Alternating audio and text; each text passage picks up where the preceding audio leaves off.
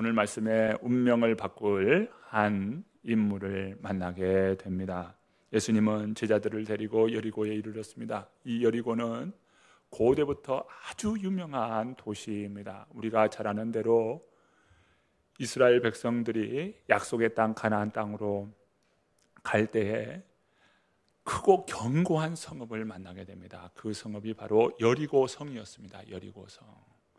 아이만세스의 달매, 아주 고대로부터 명성 있는 그런 장수가 있는 그러한 곳이 여리고였습니다. 그만큼 유서 깊은 곳이 여리고입니다. 여리고 그 성은 예루살렘에서 사해로 내려가는 길에 광야가 있는데 그 광야 끝에 바로 여리고가 있습니다. 여리고는 유대의 관문이라 불렸습니다. 그리고 그곳은 종려나무가 길게 늘어져 크게 높이 솟아 있었습니다. 그래서 종려나무 성읍이라고 불리기도 했습니다. 장미의 도시라 해서 장미의 도시라고도 불렸습니다. 여리고, 그 이름의 뜻은 향기라고 하는 이름의 뜻입니다. 그러니 여리고는 아름다운 도시입니다. 고대부터 아름다운 도시, 참 좋은 도시 여리고입니다. 그런데 그 여리고의 아름다움에 반하여 너무도 초라하고 아름답지 못한, 또 그 아름다움을 볼 수 없는 한 사람이 있습니다. 오늘 본문에 나오는 한 인물이지요. 46절, 47절 말씀을 함께 읽어봅니다. 그들이 여리고에 이르렀더니 예수께서 제자들과 허다한 무리와 함께 여리고에서 나가실 때에 디메오의 아들인 맹인거지 바디메오가 길가에 앉았다가 나사렛 예수시란 말을 듣고 소리질러 이르되 다윗의 자손 예수여 나를 불쌍히 여기소서 하거늘. 아름다운 도시와 대조되는 한 인물, 맹인 거지 바디메오입니다. 그는 앞을 보지 못하는 맹인이었습니다. 그의 삶은 거지였습니다. 그리고 그 이름은 바디메오입니다. 바디메오라는 말은 디메오의 아들이라는 말이지요. 그 이름은 디메오의 아들, 이름 같지 않은 이름입니다. 즉 자신의 정체성을 아버지에 깃대어서 아버지에 이렇게 등을 기대고서는 자신의 정체성을, 그 아버지를 빗대서 자신의 정체성을 찾으려 했습니다. 디메오라고 하는 그 이름의 뜻은 존귀한 자라고 하는 이름의 뜻을 가지고 있습니다. 그러니까 나는 존귀한 자의 아들입니다. 나의 아버지는 존귀한 분입니다. 그런데 자신은 어때요? 맹인이요 거지입니다. 그저 자신의 정체성을 그 아버지에 깃대어서 자신의 정체성을 찾고자 했던 그러한 사람이었죠. 여리고 성문 좋은 길목에 이 맹인 거지 바디메오는 그 길에서 구걸합니다. 바디메오는 사람들의 그 오가는 그 발걸음에 귀를 기울이면서 한 푼 주십시오, 도와주십시오, 먹을 것을 좀 주십시오, 구걸해야 하루하루 살았습니다. 매우 초라했고 매우 냄새나고 그의 삶은 거지였습니다. 그렇게 구걸해야 하루하루 살 수가 있었습니다. 여리고 길목에 앉아서 사람들이 오갈 때마다 한 푼 주십시오 라고 손을 내밀면서 구걸하는 그러한 사람입니다. 오가는 사람들 틈에서 이런 이야기를 듣습니다. 어떤 사람이 이 다리 저는 것을 고침받았대. 어떤 사람이 맹인이었는데 그 맹인의 눈이 띄어졌대. 어떤 사람이 깊은 중병이 걸렸는데 그 사람이 글쎄 그 중병을 고침받고 자신이 누운 침상을 들고 가지 뭐야? 내가 똑똑히 봤어. 오고 가는 사람들의 이야기를 듣습니다. 그런데 그 이야기가 바로 거지 맹인 바디모의 그 귀에 들리게 된 겁니다. 아, 여보시오, 그게 무슨 소리요? 하면서 사람들에게 도대체 무슨 이야기인지, 어떻게 그가 병을 나았다는 것인지 자세히 묻기 시작합니다. 우리 민족을 하나님께서 사랑하셔서 그 나사렛에서 한 사람, 예수라는 그 사람이 이렇게 병을 고쳐주지 뭐야. 많은 사람들이 그 예수님을 향하여 막 환호하고 축하하고 또 그 병 나은 사람들을 참 그렇게 축복하는 모습을 우리가 보았지. 나사렛 예수, 나사렛 예수. 여기의 사람도 나사렛 예수, 저기의 사람도 나사렛 예수. 예수. 그 이름을 바로 바디메오가 듣게 되었습니다. 한 번이 아니라 여러 차례 듣게 되었어요. 그러다 보니 그 마음에 모락모락 피어나는 것이 있었습니다. 그것이 바로 희망이었습니다. 나사렛 예수, 그분을 만나면 나도 고침받을 수 있겠구나. 나사렛 예수, 그분을 만나면 나도 고침받을 수 있겠구나. 그 마음에 믿음이 모락모락 피어나고 있었습니다. 그가 어떻게 그런 믿음이 생겨나게 되었습니까? 사람들이 하는 소식, 그 소리를 들었기 때문입니다. 그 소식이 어떤 소식입니까? 예수라는 분을 만나면 병 고침을 받을 수 있다는 소식이었습니다. 바디메오에게 그 소식은 복음입니다. 복된 소식, 기쁨의 소식입니다. 오늘날 많은 사람들은 바로 이 복음을 듣기를 원합니다.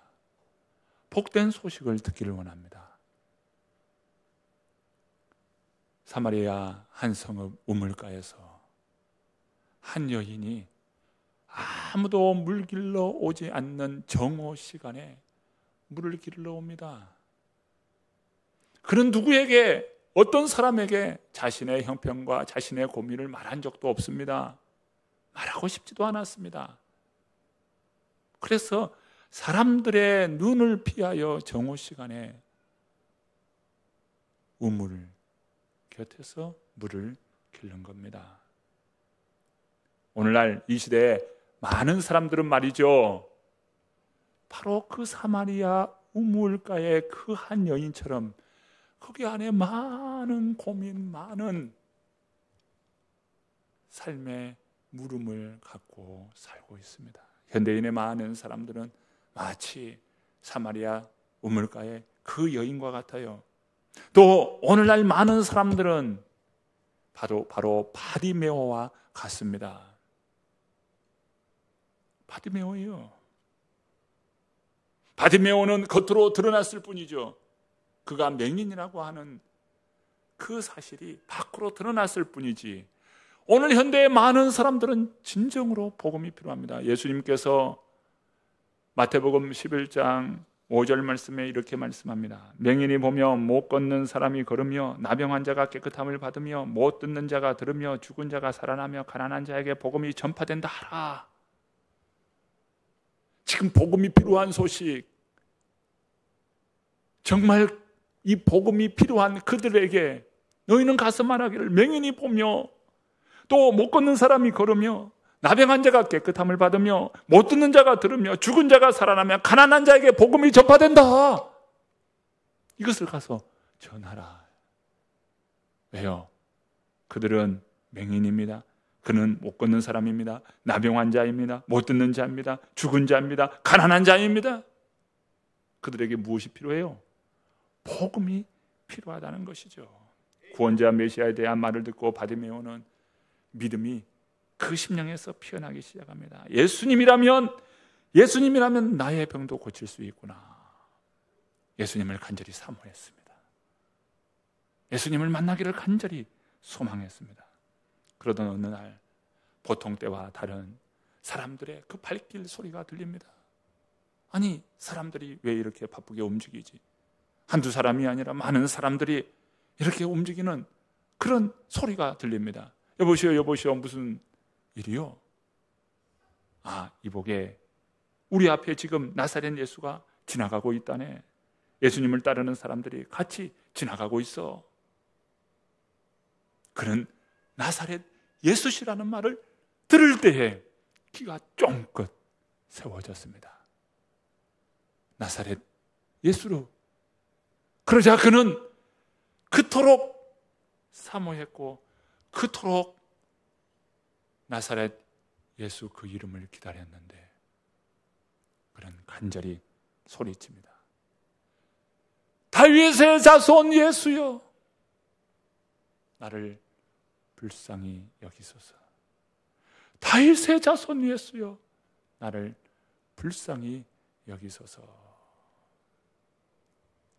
오늘 본문 48절 말씀입니다. 48절 말씀 읽어봅니다. 함께 읽습니다.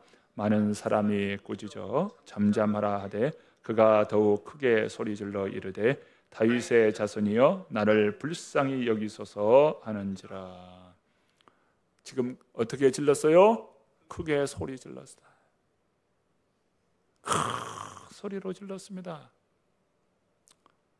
그래서 사람들은 어땠을까요? 잠잠하라, 잠잠하라. 아, 이보시오, 기도하는데 왜 그렇게 크게 소리치며 기도하십니까? 교회에 간혹 크게 소리 지르며 기도하는 그런 성도님들을 만나게 됩니다. 제 목소리가 큽니까? 안 큽니까? 제 목소리도 참 큽니다. 학교 다닐 때부터 목소리가 커서 선생님들에게 혼나기도 했습니다. 다른 사람 소리는 안 들리는데 왜 너는 그렇게 떠드느냐 하면서 선생님에게 참 이렇게 매를 맞고 그럴 때가 있었어요. 목소리가 커서 멀리까지 소리가 들린다는 거예요. 다른 사람 소리는 분명히 못 듣겠는데 네 목소리는 내가 분명히 안다. 그래서 학교 다닐 때 목소리가 커가지고 혼나는 경우도 있었습니다. 참 억울했어요. 친구들하고 똑같이 같이 떠들고 놀았는데 왜 내 목소리만 들려가지고 나만 혼내나 했던 기억이 있습니다. 제 목소리가 참 커요. 하나님 앞에 부르실 때 주여, 나를 불쌍히 여기소서. 하나님 앞에 간구한다 이 말이에요. 그렇게 간구하는 것은 마음에 주님을 사모하는 마음이 있고, 하나님 나를 기억하소서, 나를 불쌍히 여기소서, 그의 간절함의 마음이 그렇게 큰 소리로 부르는 것 아니겠습니까? 예수님께 향하여 간절히 외쳤어요. 그때 주님께서 말씀합니다. 그를 부르라, 그를 오라 하라.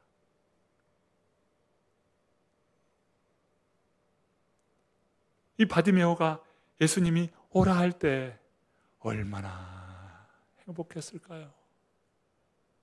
예수님이 나를 만나 주신다. 그럴 때 그 바디메오는요, 예수님께서 오라 하는 말에 그의 행동의 모습이 나타나는데 본문 50절 말씀입니다. 자, 50절 말씀 읽어봅니다. 맹인이 겉옷을 내버리고 뛰어 일어나 예수께 나아오거늘. 자, 맹인이 어떻게 해요? 겉옷을 내버리고 어떻게 가요? 뛰어가는 거예요. 자, 맹인이 어떻게 뜁니까? 겉옷을 버리고 뛰어가는 거예요.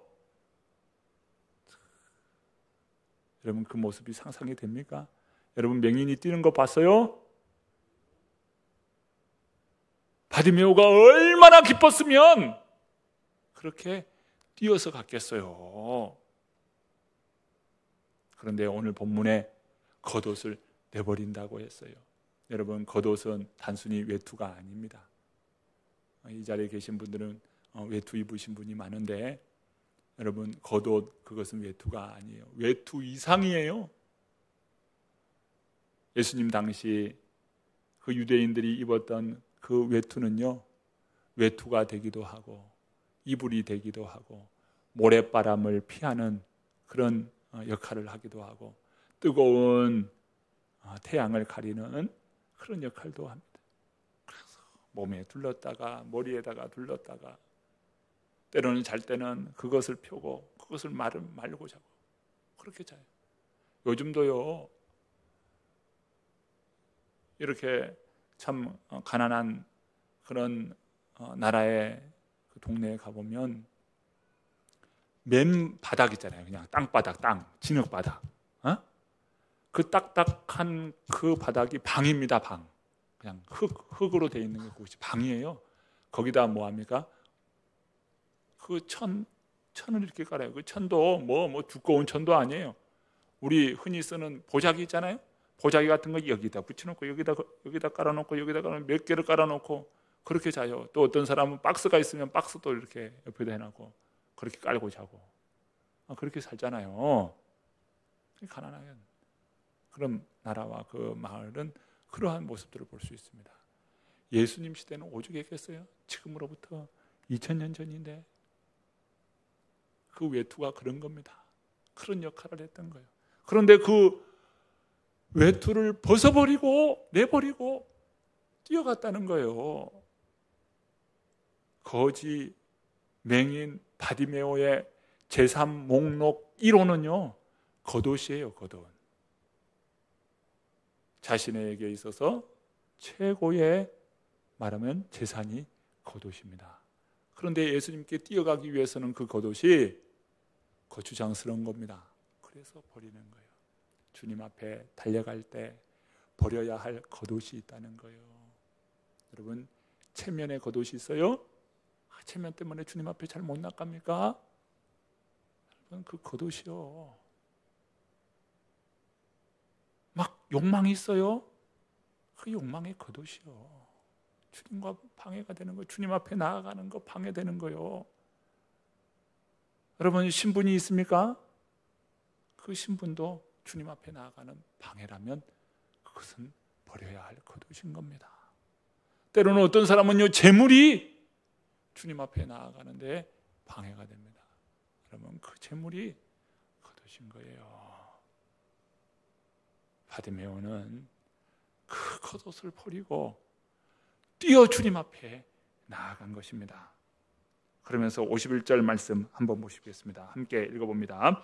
예수께서 말씀하여 이르시되 내가 무엇을 하여 주기를 원하느냐? 맹인이 이르되 선생님이여 보기를 원하나이다. 맹인이 주님 앞에 왔는데 물어볼 것도 없잖아요. 뭐 하러 나에게 왔느냐? 내가 무엇 하러 줄까? 예수님이 알아요, 몰라요? 저 같아도 알아요. 우리 성도님도 알아요. 그곳에 모인 사람들도 무엇하여 줄까? 저 사람이 뭔 말을 할지 다 알아요. 그런데 예수님께서 왜 물어요? 내가 무엇하여 줄까? 다 아는 거 왜 묻습니까? 여러분, 입술의 고백인 것입니다. 주님, 보기를 원하나이다. 하나님이 나의 형편과 삶을 아십니까? 모르십니까? 아셔요. 그런데 뭐 부르짖으라고 주님 말씀하십니까? 너는 내게 부르짖으라. 아시는데 뭘 부르짖으라고 해요? 다 아시는데 너 구하라, 찾으라, 두드리라. 하나님 다 아시는데 뭐 구하라고 하십니까? 찾으라고 하십니까? 두드리라고 하십니까? 하나님 다 아시는데. 하나님 다 아셔도요, 하나님이 원하시는 것이 있어요. 너 입술의 고백을 가지고 하나님 내게 나오라는 거예요. 하나님은요, 우리의 입술의 고백을 원하시는 겁니다. 하나님, 저는 죄인입니다. 하나님 죄인인 거 몰라요, 알아요? 하나님 아시죠? 그런데 우리의 입술의 고백을 받기를 원하셔요. 하나님, 저는 죄인입니다. 주님의 은혜와 주님의 사랑 아니면 살 수 없는 죄인입니다. 주님 이 시간 저를 불쌍히 여기소서. 주님이 그 고백 듣기를 원하신다니까요. 하나님 다 아시죠? 하나님 뜻대로 하소서. 하나님 알아서 해주세요. 알아서. 이건요, 하나님을 정말 믿는 것이 아니라 무책임한 겁니다. 자녀들에게 다 마찬가지예요. 자녀들이 다 알아서 잘하겠지. 알아서. 알아서 합니까 다. 그럼 부모가 뭐요? 그를 칭찬해주고 격려해주고 사랑해주고, 그러면서 부모와 자녀 간의 그 사랑의 그 공동체를 이루는 거잖아요. 그냥 그저 다 알아서 잘 될 것이니, 알아서 할 것이니, 여러분 이것은요 무책임한 겁니다. 간혹 우리 성도님들이 목사님 알아서 다 하십시오, 알아서 하십시오, 그렇게 말씀하시는 경우들이 있어요. 그런데 매번 알아서 하라고 그러면은 여러분 어떠하겠어요? 저분이 진짜 그 마음이 있는 것인가? 교회 사랑의 마음이 있는 것인가? 이렇게 여길 때가 있다는 것이에요. 알아서 하는. 때로는 우리가 알아서가 아니라 분명한 목표와 분명한 목적을 가지고 하나님 앞에 나아가야 합니다. 하나님, 이거 해주세요 라고 목적을 가지고 주님 앞에 나아가야 돼요.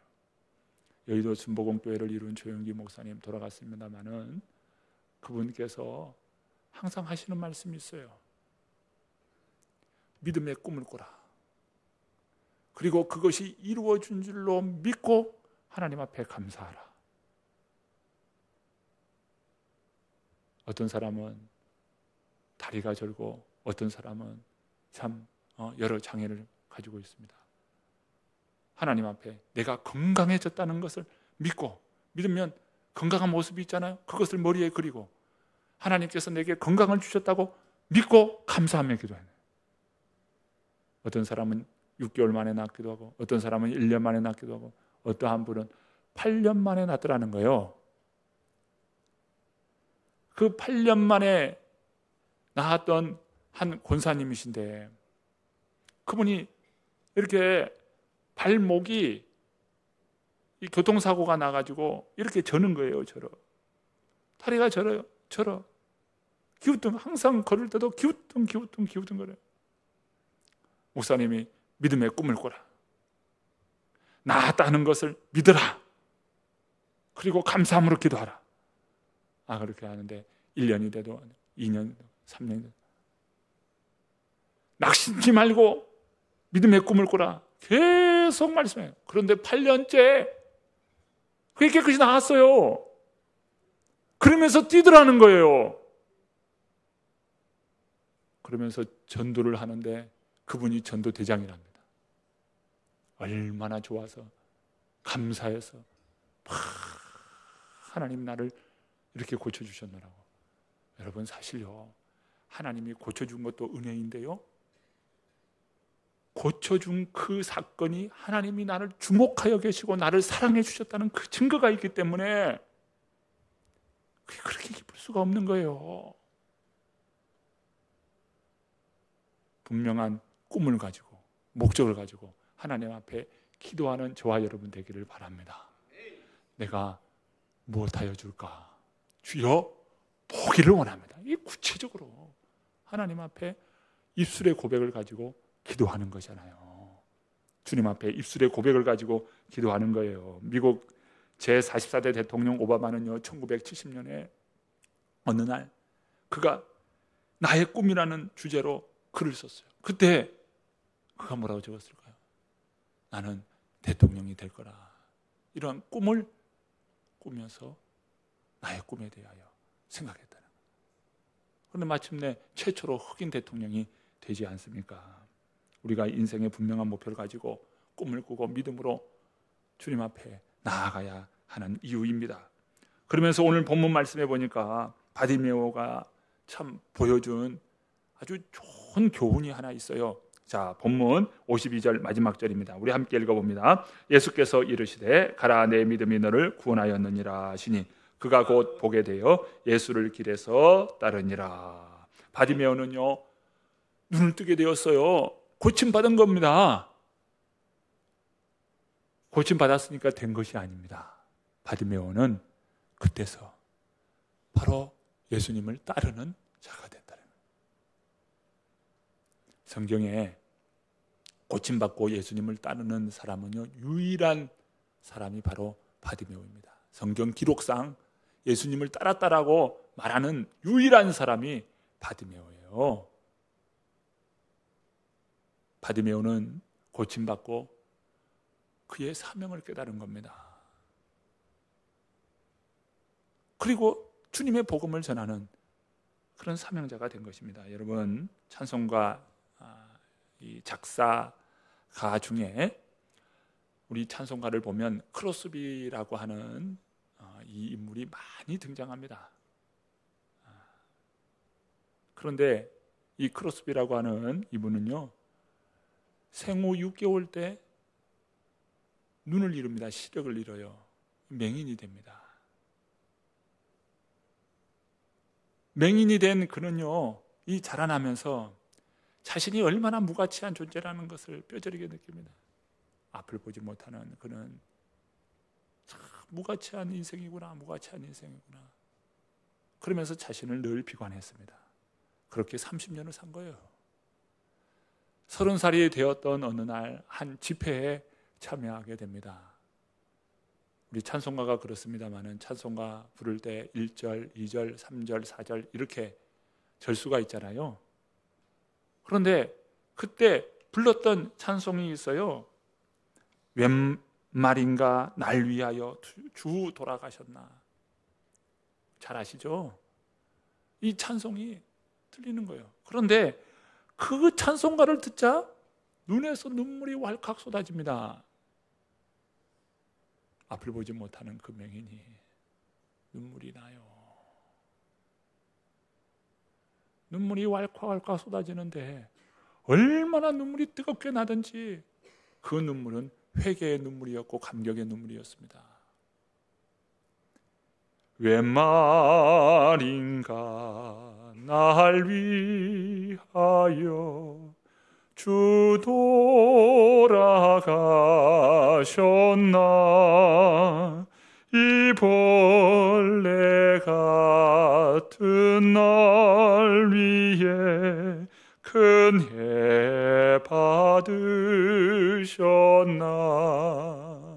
막 이 찬양을 부르는데 너무도 감격을 받는 거예요. 그런데 그 마지막 소절입니다. 몸 밖에 드릴 것 없어 이 몸 드립니다. 주님, 저는 아무것도 주님 앞에 드릴 것이 없습니다.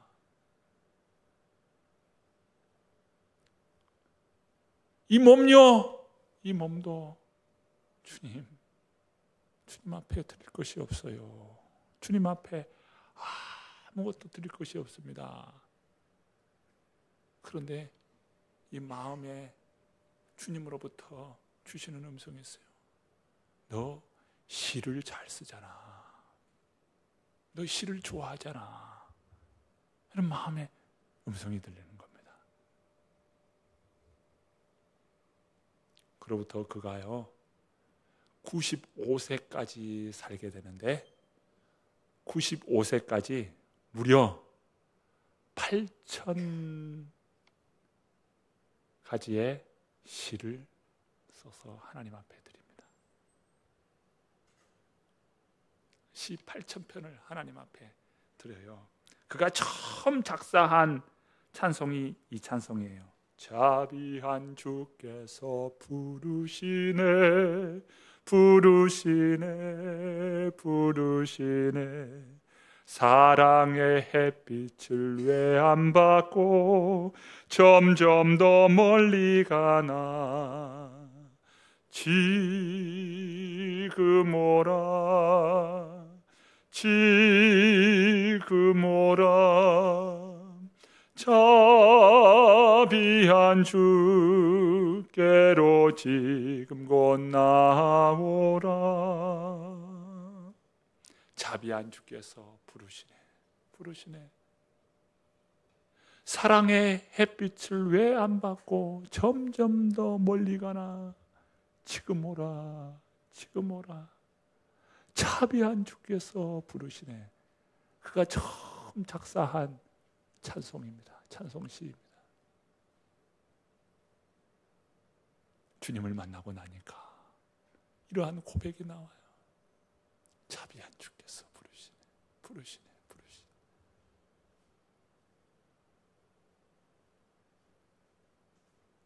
여러분, 오늘 아름다운 선택, 어떤 것을 선택합니까? 여러분, 인생을 바꿀 수 있는 기회, 그 기회를 붙드시기를 바랍니다. 그 기회가 무엇입니까? 주님이 이 시간 우리를 부르셔요.